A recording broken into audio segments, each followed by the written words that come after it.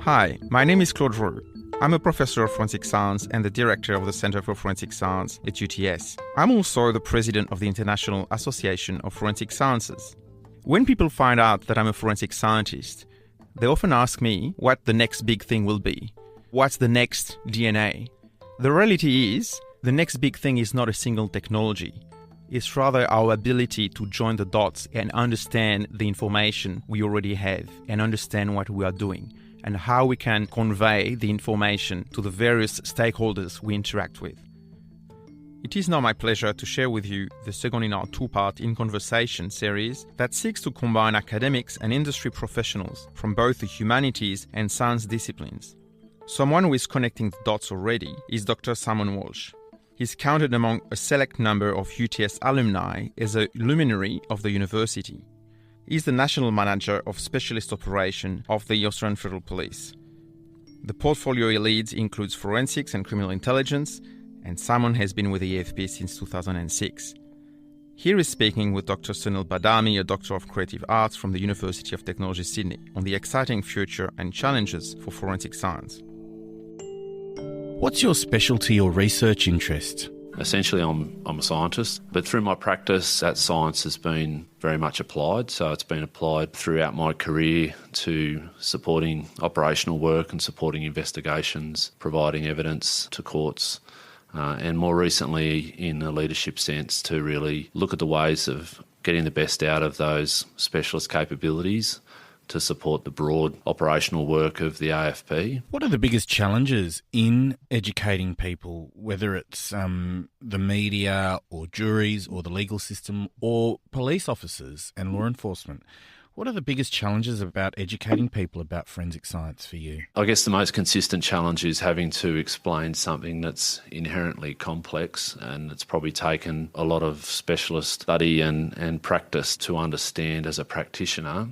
But to actually explain how it may or may not be applicable or relevant to a particular line of inquiry, and then also to explain the outcomes of that work in the context of what are essentially legal questions. So I guess to give you an example, my field was forensic DNA profiling, with a very highly stringent, highly specific match can be made between, for example, blood or biological evidence found at a crime scene with the DNA from people who may or may not have been associated with that crime. But then when those questions come into court, the questions are often about the means by which someone was harmed or killed, the motivations of the people involved or not involved.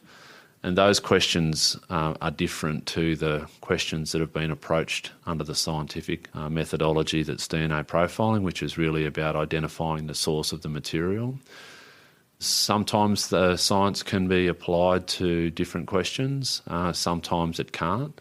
And I think trying to communicate across some of those complexities can be a challenge. And that's probably the generic challenge with regards to making sure that the science is applied well in the first place as part of the operational work and the policing work, but also then ensuring that the science is understood well by those who need to actually take account of the results and make their own decisions, for example, about someone's guilt or innocence in a court of law. So what might make forensic science in particular applications unreliable or fallible? There have been certainly some circumstances where the reliability or accuracy of forensic work can be called into question, and has quite rightly, and indeed in circumstances it has been found to have been a contributor to poor decisions or poor outcomes in the criminal justice system. I think the sort of circumstances that often applies there is sometimes to do with how evidence is collected, how it's stored or transferred, or even processes by which it's been handled. So in some areas of forensic science, for example, in the forensic DNA profiling area, the outcomes can be very convincing. They're extremely strong scientific evidence to associate a person, with a crime or with a crime scene. But if there's anything that's gone awry in terms of the collection or handling of the samples that are under examination, then actually the DNA might have been introduced either in an innocent way by that person, or indeed there's been some cases where it's been introduced due to mishandling in the collection process or mishandling in the laboratory examination process. So those other associated elements of looking not just at the scientific results, but looking at some of the other factors that surround the person who's the subject of accusations, the circumstances and context around the traditional sort of investigative aspects can often be really important. In essence, a challenge that the whole system needs to accept, and that we shouldn't break out, one part of the system, which in this case, in our discussion, is the forensic science and its results. We need to look at the whole process of the investigative process, establishing the lines of inquiry, looking at the alternative hypotheses and whether or not they've been properly evaluated and indeed potentially discounted, but also putting all of those facts to the appropriate level of proof in the criminal justice system process is also really important. There's a big onus of responsibility on the legal system in that regard. We've seen proposals for challenges over doubts in regards to forensic evidence in Victoria, where the Attorney-General and a number of senior judges are calling for an inquiry into forensic evidence and types of forensic evidence and the way that they're used in criminal trials. How can forensic science, reassert its reliability or dependability in regards to criminal convictions or trials? I'd encourage anyone who's engaging with controversy that exists, including the recent discussions arising out of the state of Victoria, to make sure that they've assessed for themselves the evidence base for the claims of unreliability.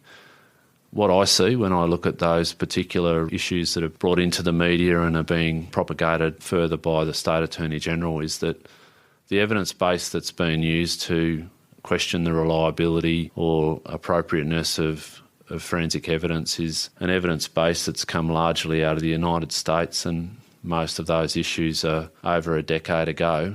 I would question the appropriateness of linking that directly to the Australian context in a way that makes out that the system here is subject to the same sorts of vulnerabilities, ipso facto on the basis of that evidence base. I think that I'm not saying that there isn't always value in looking at the ways in which evidence is produced and indeed the ways in which evidence is handled and understood, introduced, questioned, tested within the legal system. But I personally don't actually think that the current controversy is based entirely on robust facts and that there is actually a level of concern that justifies some of the claims that have been put forward.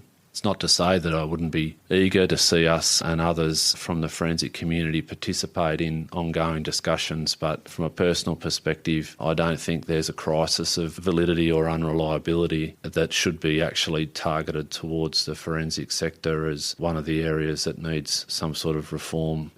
It might sound a little bit defensive, but I think that being a scientist, I always like to evaluate the evidence base of claims and satisfy myself that the beliefs are justified by the evidence base. And in this circumstance, it's my view that the claims are a little bit overstated and that we don't have a crisis of reliability or validity when it comes to forensic evidence. But if people would like to satisfy themselves through some further review, then, that's always a positive from my perspective. How have cryptography and cybercrime changed the focus of forensics from the physical to the virtual? I mean, you would know the Locard exchange principle that every contact leaves a trace. But how does this work in an age where many criminals, especially on the dark web, use such sophisticated methods to hide their identities and even their location? The forensic principles were founded upon traces, if you like, so traces of human contact, traces of human presence, traces of activity or change would be visible to those who had the appropriate training and technologies to know what to look for and have sophisticated means to find it if it was there. In essence, it's the same principles being applied to a slightly different environment. The challenges of anonymisation in the dark net, for example, or in other parts of the internet or cyber-enabled offending are genuine. It is genuinely hard work to attribute identities, but it's not impossible. And in fact, there's some really great opportunities for forensic and other specialist technologies to be really impactful in those circumstances. And there's also opportunities for some of our more traditional forensic and investigative techniques to also be impactful as well. So still great potential for people with the right skills and technologies, just as Lockhart and the original proponents of the forensic science disciplines did over a century ago. There's still those opportunities for the women and men dedicated to this field to do exactly the same now, albeit that they're working potentially in a digitised environment or working with technologies that I'm sure wouldn't have been dreamed about when those forefathers of the field were commencing. Virtual world is full of mashups, deepfakes, bots.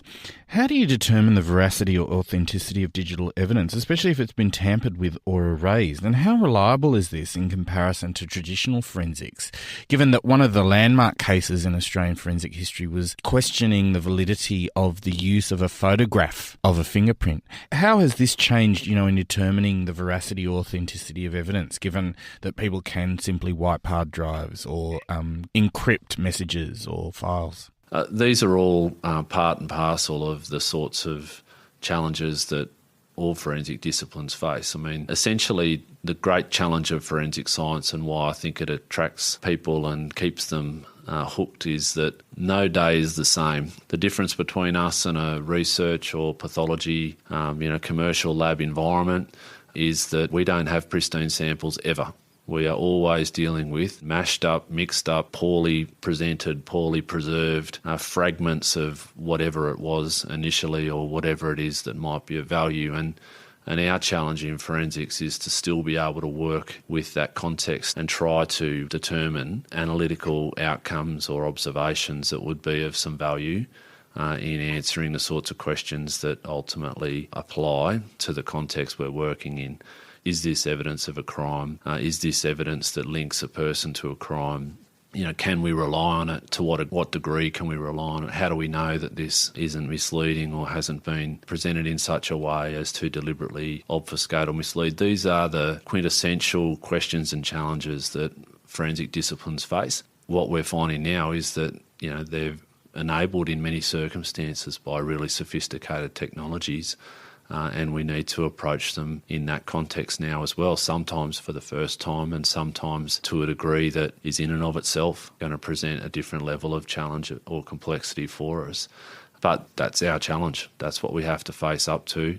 In some circumstances, the challenge might overwhelm us. It might not be possible for us to provide very reliable or strong evidence in certain circumstances where what we've been presented with just doesn't allow us to reach a high level of certainty or a high level of conclusion. And again, that's an everyday reality for a forensic scientist working with some of those challenges in the digital domain. There's always new areas where those challenges present and reasons for us to do, if necessary, further research, further validation, even put forward our evidence at times to face the scrutiny and independent review of others. So how do you balance privacy and ethical concerns in regards to getting that kind of forensic evidence or data? Here I think about, the debates around metadata in Australia, and also how do you balance relationships with other jurisdictions, especially in countries with poor human rights records or totalitarian regimes in regards to cybercrime? It's really framed in the legal environment that we work within. So as a forensic practitioner, all of the work that we do is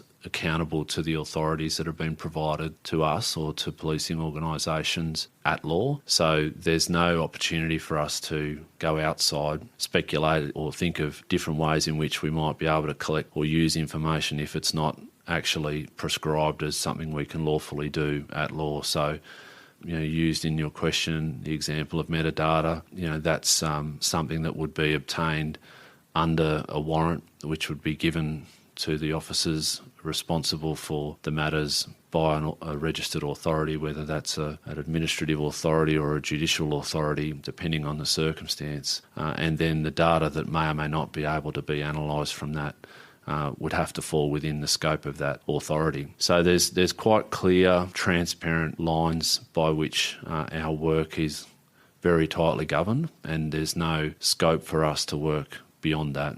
In terms of some of the issues with respect to working in multinational environments, working on crime types that transcend Australia's borders or require a partnership with other countries, some countries of which may have different legal systems to ours and different, as you mentioned in your questions, different human rights records, different approaches to these sorts of criminal justice issues. Again, our framework for ways in which we work internationally and particularly ways in which we share information are also governed by law, and in most cases we actually have to seek separate approvals, in our case the Attorney General's Department or indeed the government, to approve circumstances where we may be required to share information or may be wanting to share information or even receive information from foreign partners. So, there's a complexity there. It's manifesting all the time. Crime is a global issue these days, regardless of where it's expressed. It might be expressed in a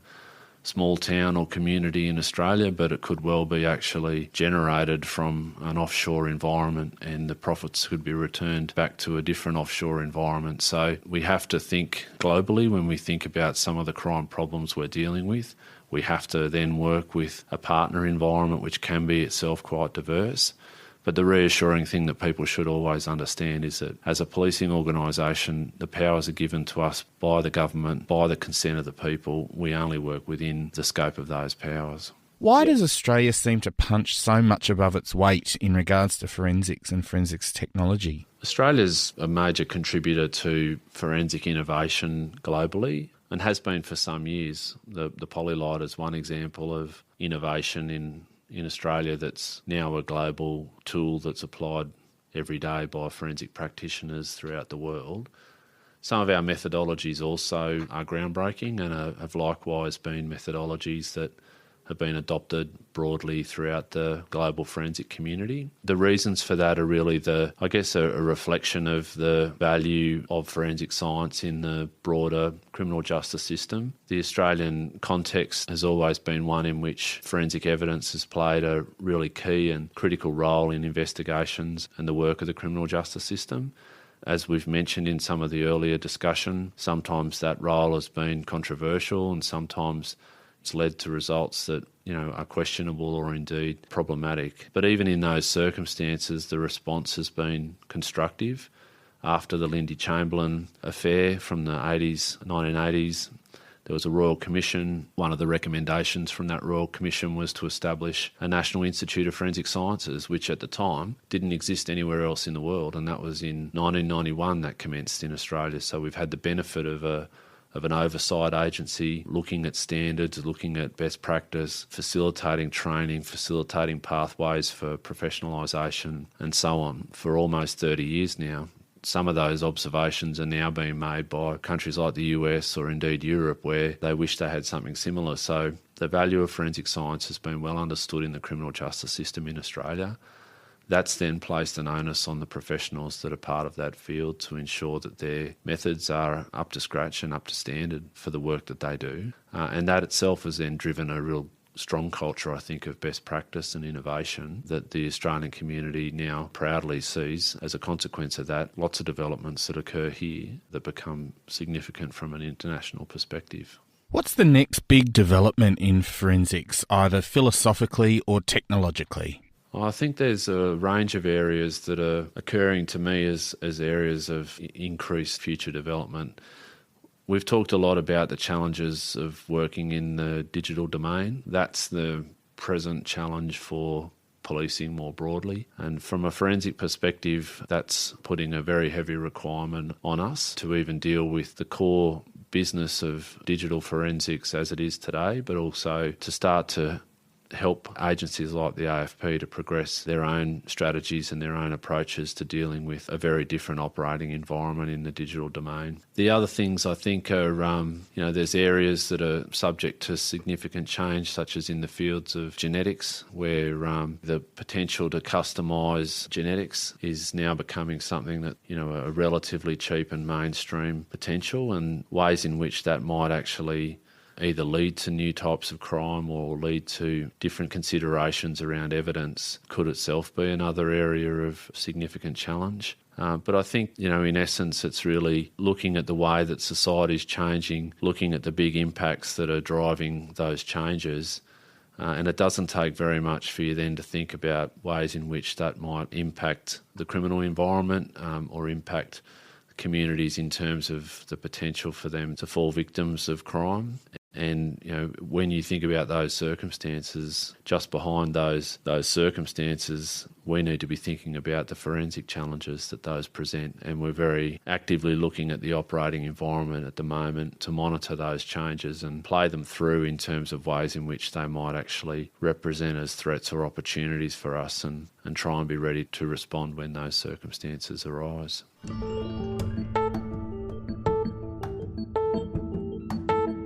Thanks for listening to this conversation between Dr. Simon Walsh from the Australian Federal Police and Dr. Sunil Badami from UTS. This is a bonus asset of the History Lab episode, A Close Match. If you haven't already, go and check out our other In Conversation episode with Chris Leonard, Professor of Forensic Science at Western Sydney University. Chris was a pioneer in the development of indendione zinc formulation, also known as the Australian formula for finger mark detection. The labs that have now moved to indendione zinc as their main detection method on paper are now discovering far more finger marks in casework. And discovering more finger marks means that we have a greater opportunity to solve more crime. You can find out more about the Australian formula and the Centre for Forensic Science at the University of Technology, Sydney. Download the latest episode of History Lab, A Close Match, to hear a familiar voice, and we will examine how everything leaves a trace. Simply head to historylab.net.